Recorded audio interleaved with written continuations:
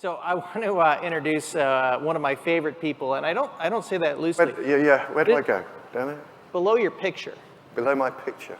We'll God, see where scary. we'll see. Yes. There we are. Mike Szucs, did I get that right? You did. CEO of Cebu Pacific Airlines, one of the most interesting airlines in the world. So here's the deal. I'm a journalist, right? So I listen and I overhear everything. And I heard you just talking with Jeanette, and you guys were talking about engines and airplanes on the ground. And I'm curious, did you say something to her that maybe you weren't going to say up here? How bad is the situation? Well, look, the issue on, first of all, let's step back. There's supply chain issues everywhere, right? Coming out of the pandemic, I think the industry, OEMs, well, everybody, ground handlers, airlines have had issues, OEMs have had issues, and that's clearly reflected in some particular impacts. For Pratt & Whitney, it's the powdered metal issue. Even before the powdered metal issue, there was some unscheduled engine removals that came and impacted last year. But primarily at the moment, it's powdered metal. We've got 10 aircraft on the ground right now. That will rise to probably about 15 aircraft by the end of this year. So it's been really hard work for us to get back to the levels of capacity that we had pre-pandemic. So last year, when we started the year, I was confident that we would see us, by midway through the year, getting through pre-pandemic levels of capacity, ending the year well up. Of course, Pratt & Whitney issues came along, and it was only at the end of last year that we got back to pre-pandemic levels of capacity. And that was because we brought in an additional 12 aircraft. We signed up sort of leases, really to supplement the issue on the engines, plus also late deliveries from Airbus. Yeah, and there's late deliveries from Airbus, Boeing, as I say, all OEMs have got some form of impact on supply chain and quality issues. So it's really good now as we come into this year that despite all the challenges, we're going to have a reasonable growth rate. So if I look at our growth now, where in the first half of this year we'll be 6% up versus 2019, we'll be up 12% on capacity terms versus last year. So 12% growth over last year is probably not a bad place to be, given all the things that we've had to live through. But it's hard. Nobody ever said the industry's always been hard, and maybe people say it's exciting and fun, and yeah, it is that too. But it's never been harder to do, keep the fleet flying and give the customers what they're looking for. All right. And now you're going after some new aircraft, right? Yeah. It's been in the news everywhere. You're telling Bloomberg, everyone, you're looking for new aircraft. I'm sure you want to tell this room the truth, right? You told me you had the world's biggest spreadsheet. It's between Airbus and Boeing. There's no chance at all you're going with Boeing, is there? No, absolutely. There's every chance. We are agnostic. Genuinely agnostic. We need the right economic outcome for the Philippines. And maybe let's step back. Why on earth is Cebu Pacific going to order 100 aircraft, right, with some options on top? Why on earth would we do that? Well, look, let's look at the fundamentals of the Philippines probably to start with and the opportunity that's there. The Philippines is 115 million people. It's a population that's growing. It's a young, dynamic population, increasingly well educated. If you look at the demographic pyramid, it's exactly the inverse of Japan, for example, and Germany. So this is an emerging market and a developing market and a population that's absolutely booming. But they're getting wealthier too. GDP is back on the treadmill where it was pre-pandemic for a decade. Every year it's just rolling out 6% GDP growth per annum, there or thereabouts. So population's growing, and is becoming increasingly wealthy. Oh, and by the way, they don't actually travel that much at the moment. The propensity to travel in the Philippines is 4 times less than it is in, say, Malaysia.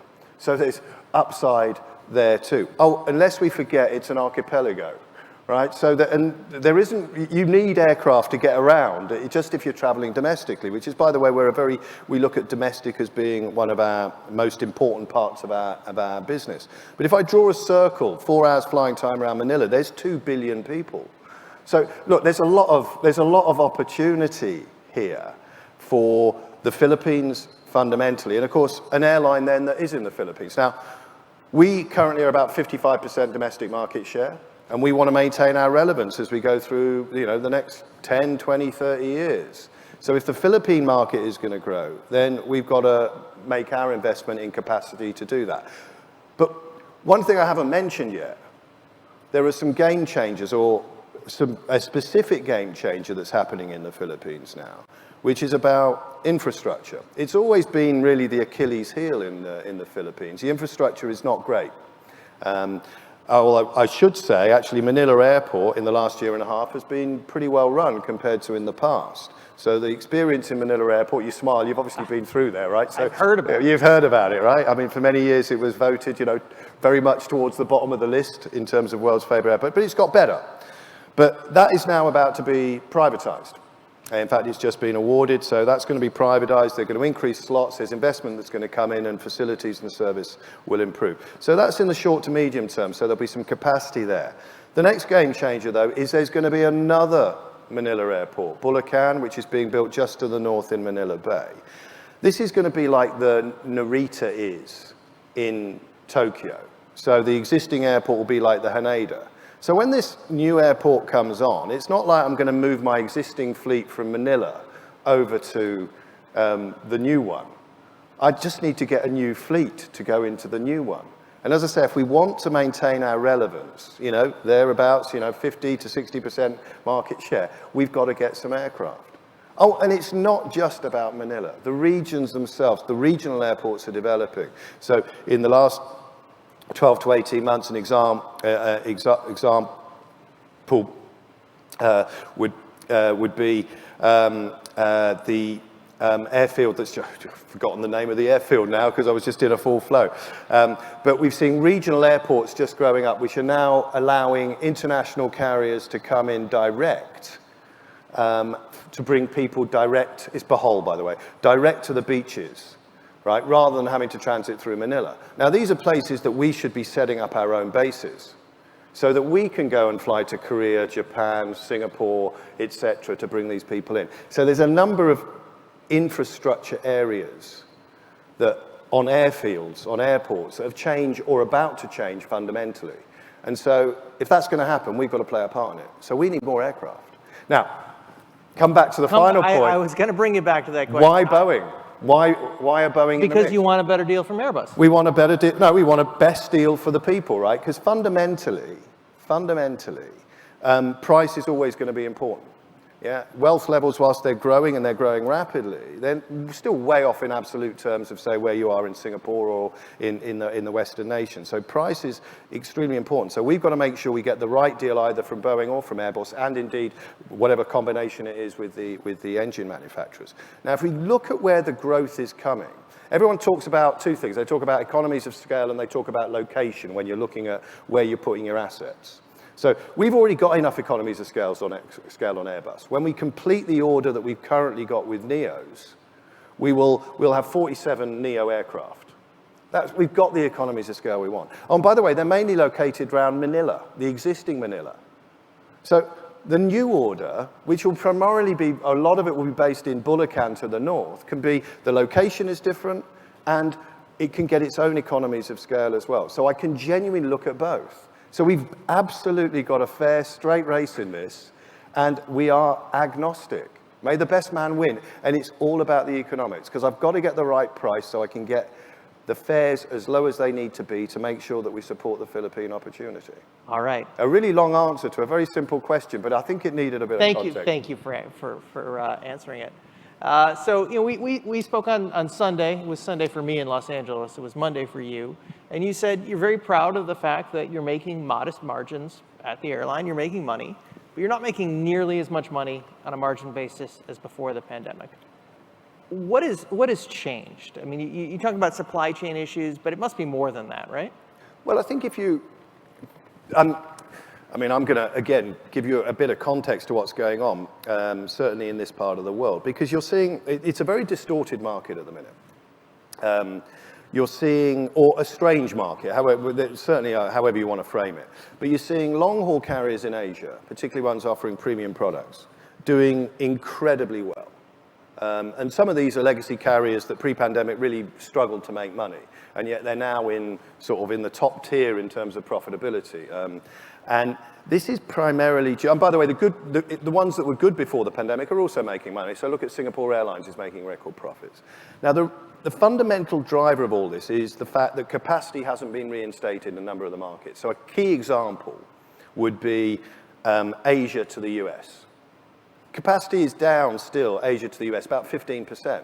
Now that's massive. By the way, the GDPs have all grown, right? So there's a shortage of capacity. Now China's a big part of that, and maybe we'll touch on China in a bit.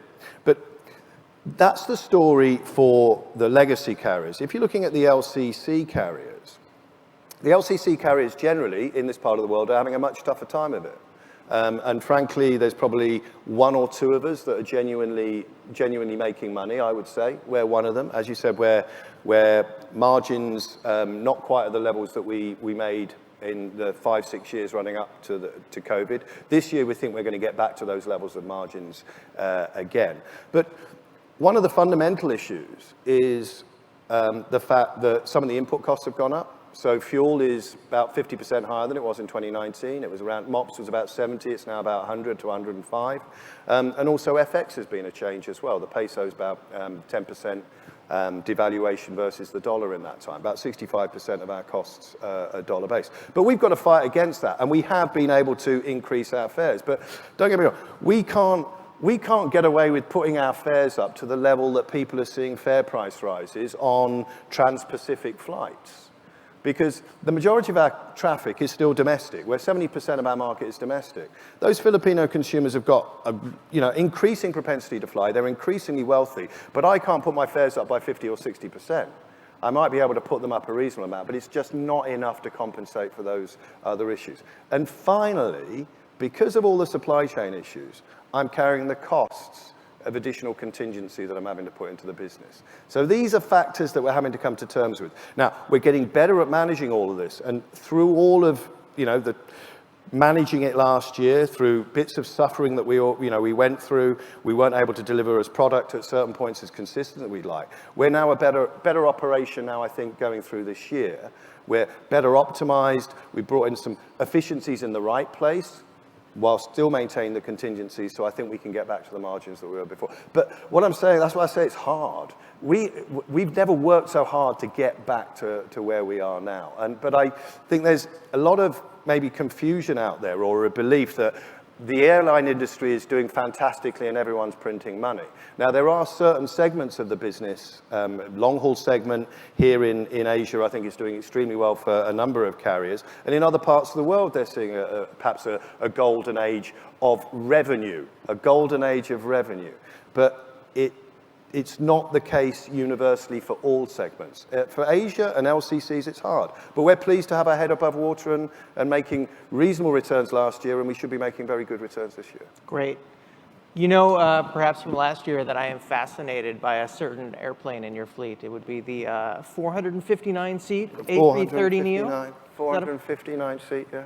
Yeah, you told me that I should try it. I haven't tried it, but that's a mid-haul airplane, so it allows you to get to some places you wouldn't ordinarily fly. Well, most people get that aircraft for long haul, and we use it. We don't do much long haul. We do long haul to a couple of key markets. Long haul LCCs, I think I probably said on this stage a year or so ago, is that long haul LCCs isn't a slam dunk as a business model. I mean, some routes work, some routes don't. The benefits of the LCC model really translate perfectly into a shorter haul model.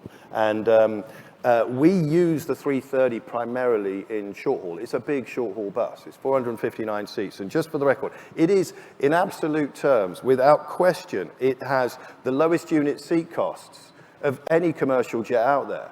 By the way, we all have to our own sustainability. It has the lowest carbon footprint per passenger of any commercial jet out there, because it's so efficient in terms of density, and it's an efficient aircraft. But we love it. We love it. I flew in here yesterday evening from Manila to Singapore, A330.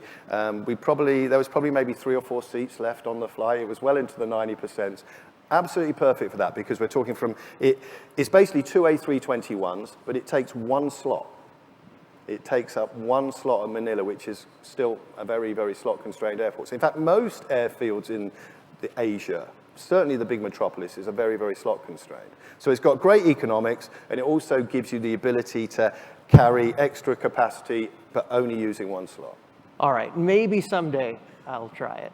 You should. It's a very comfortable product. If you were looking at seat pitch, the seat pitch on it would be more than you would experience if you sat on an A320 or a 737 with 100. And the width is about this big, right? Sorry? The width. No, is no, about no, not at all. The width is very close. The width of the seat very close to the 737 seat width. It's a very, very comfortable experience. Great.